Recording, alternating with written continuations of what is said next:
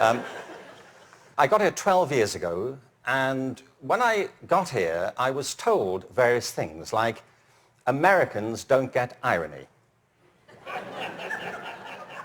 Have you come across this idea? It's not true. I've traveled a whole length and breadth of this country. I have found no evidence that Americans don't get irony. It's one of those cultural myths, like the British are reserved. I don't know why people think this. We've invaded every country we've encountered. But it's not true Americans don't get irony, but I just want you to know that that's what people are saying about you behind your back. You know, when you leave living rooms in Europe, people say, thankfully, nobody was ironic in your presence. But I knew that Americans get irony when I came across that legislation, No Child Left Behind. Because whoever thought of that title gets irony. Don't they?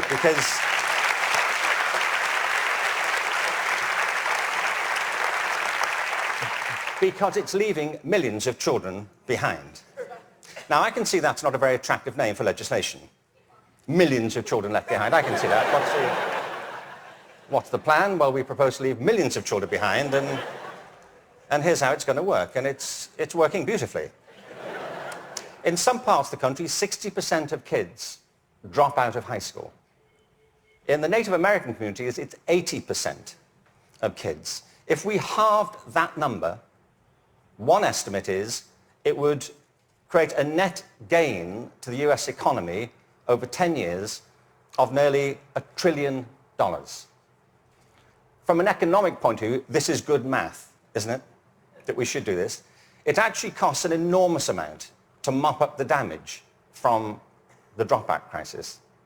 But the dropout crisis is just the tip of an iceberg. What it doesn't count are all the kids who are in school but being disengaged from it, who don't enjoy it, who don't get any real benefit from it.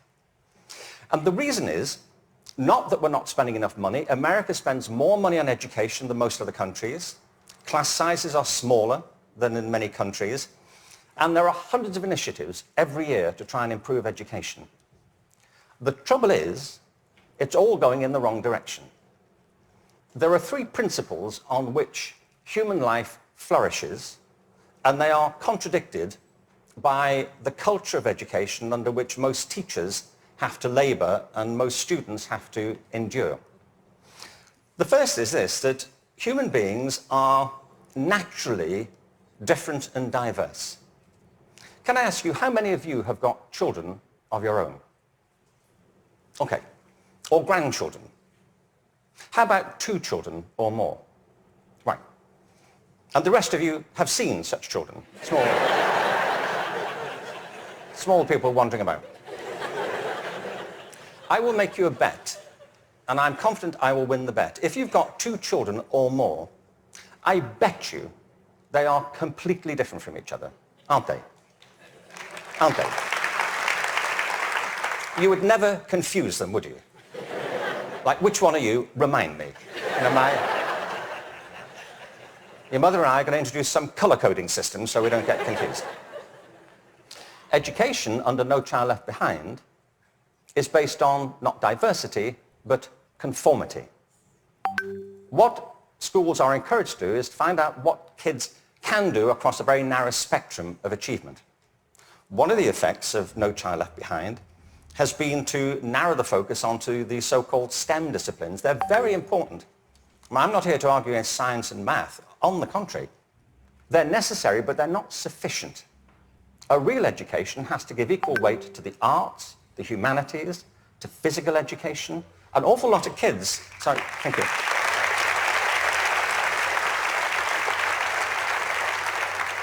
One estimate in America currently is that something like 10% of kids getting on that way are being diagnosed with various conditions under the broad title of attention deficit disorder, ADHD. I'm not saying there's no such thing. I just don't believe it's an epidemic like this. If you sit kids down hour after hour doing low-grade clerical work, don't be surprised if they start to fidget, you know.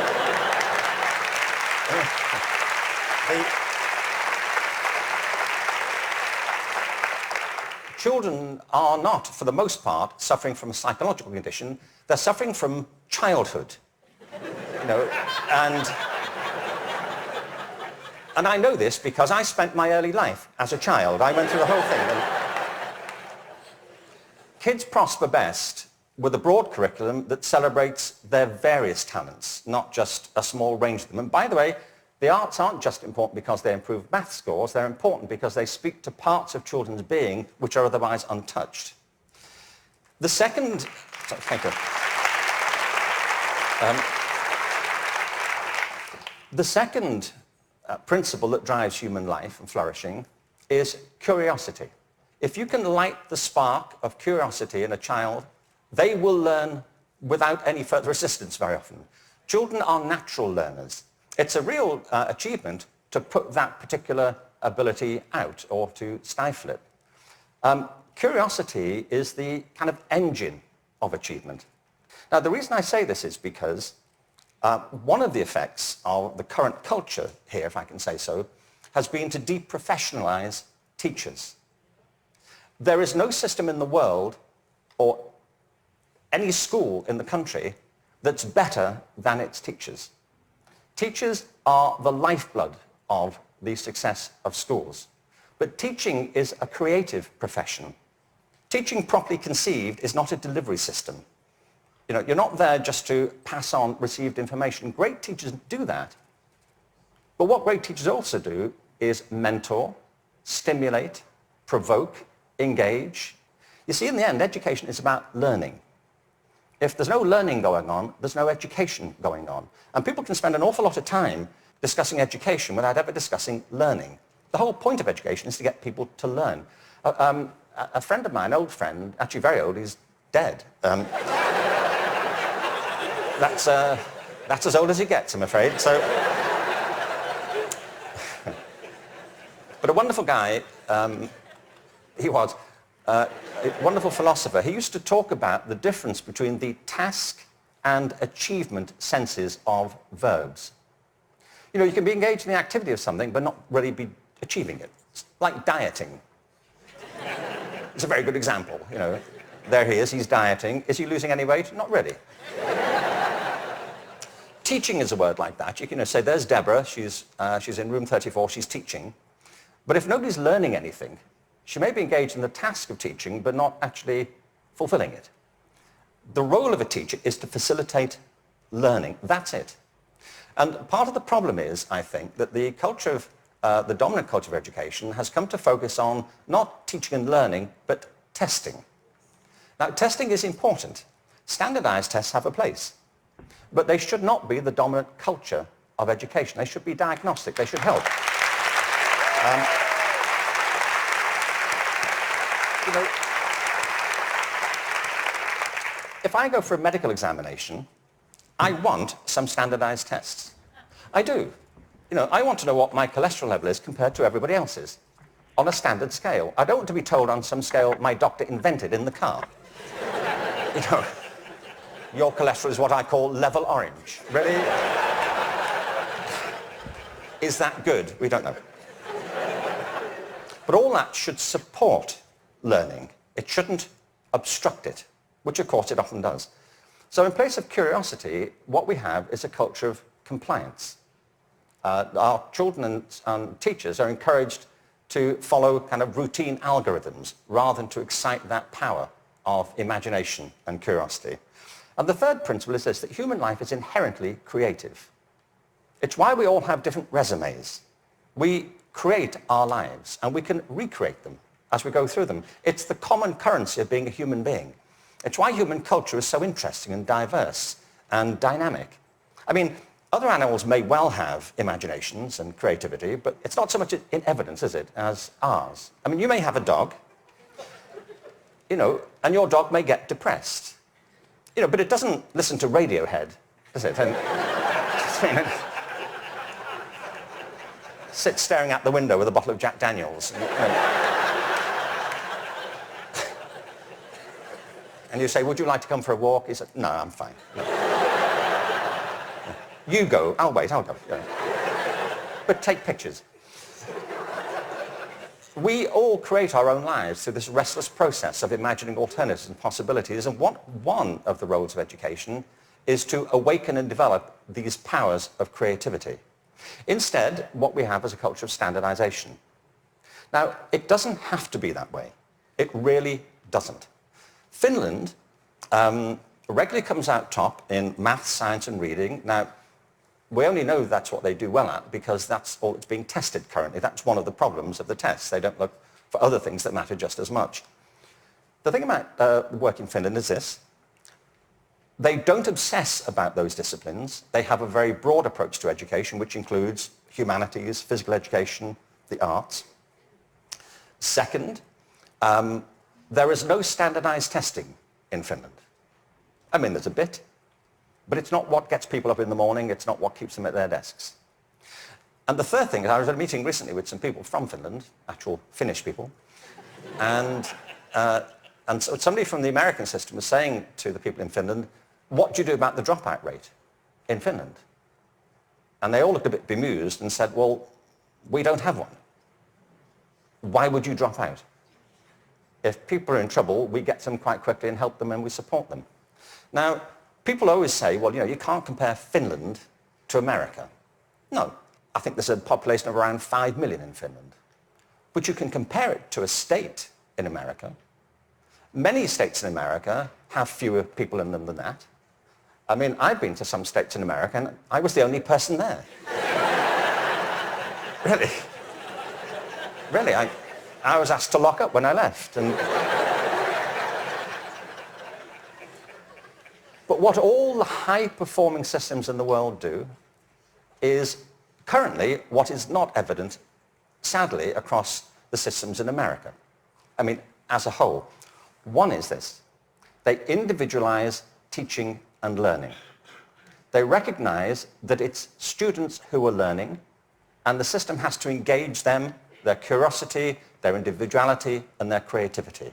That's how you get them to learn. The second is that they attribute a very high status to the teaching profession. They recognize that you can't improve education if you don't pick great people to teach and if you don't keep giving them constant support and professional development. Investing in professional development is not a cost, it's an investment. And every other country that's succeeding well knows that, whether it's Australia, Canada, South Korea, Singapore, Hong Kong, or Shanghai. They know that to be the case. And the third is they devolve responsibility to the school level for getting the job done. You see, there's a big difference here between going into a mode of command and control in education. That's what happens in some systems. Central governments decide or state governments decide, they know best and they're going to tell you what to do. The trouble is that education doesn't go on in the committee rooms of our legislative buildings. It happens in classrooms and schools. And the people who do it are the teachers and the students. And if you remove their discretion, it stops working. You have to put it back to the people.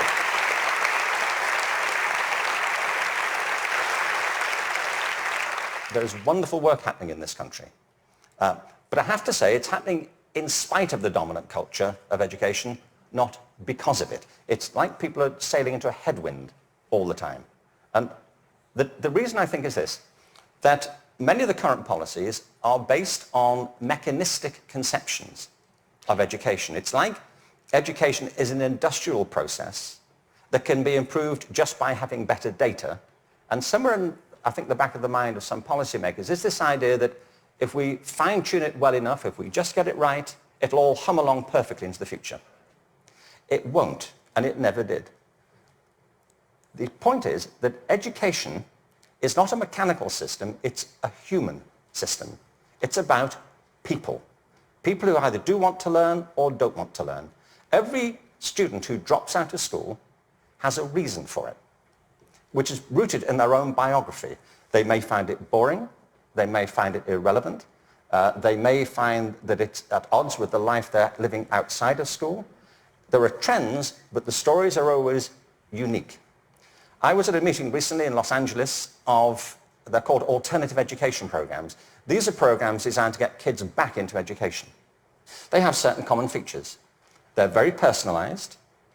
They have strong support for the teachers, close links with the community, and a broad and diverse curriculum, and often programs which involve students outside school as well as inside school. And they work. What's interesting to me is these are called alternative education. You know? And all the evidence from around the world is if we all did that, there'd be no need for the alternative.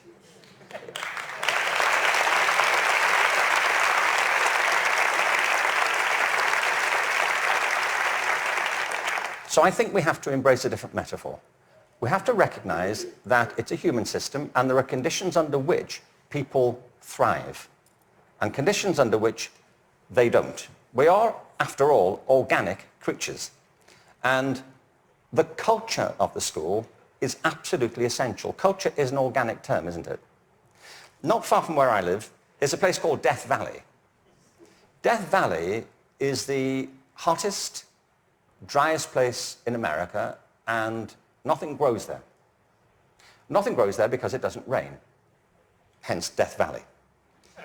In the winter of 2004, it rained in Death Valley. 7 inches of rain fell over a very short period.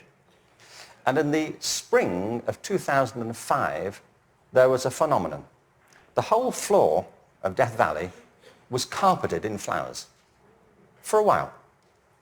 What it proved is this, that Death Valley isn't dead. It's dormant. Right beneath the surface are these seeds of possibility, waiting for the right conditions to come about. And with organic systems, if the conditions are right, life is inevitable. It happens all the time. You take an area, a school, a district, you change the conditions, give people a different sense of possibility, a different set of expectations, a broader range of opportunities. You cherish and value the relationships between teachers and learners. You offer people the discretion to be creative and to innovate in what they do. And schools that were once bereft spring to life. Great leaders know that.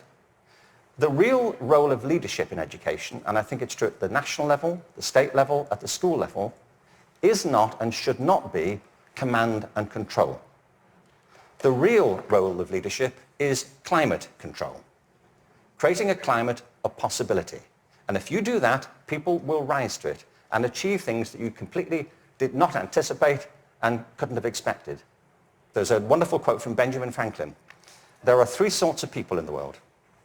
Those who are immovable, people who don't get it, they don't want to get it, they're not going to do anything about it. There are people who are movable, people who see the need for change and are prepared to listen to it. And there are people who move, people who make things happen. And if we can encourage more people, that will be a movement. And if the movement is strong enough, that's, in the best sense of the word, a revolution. And that's what we need. Thank you very much.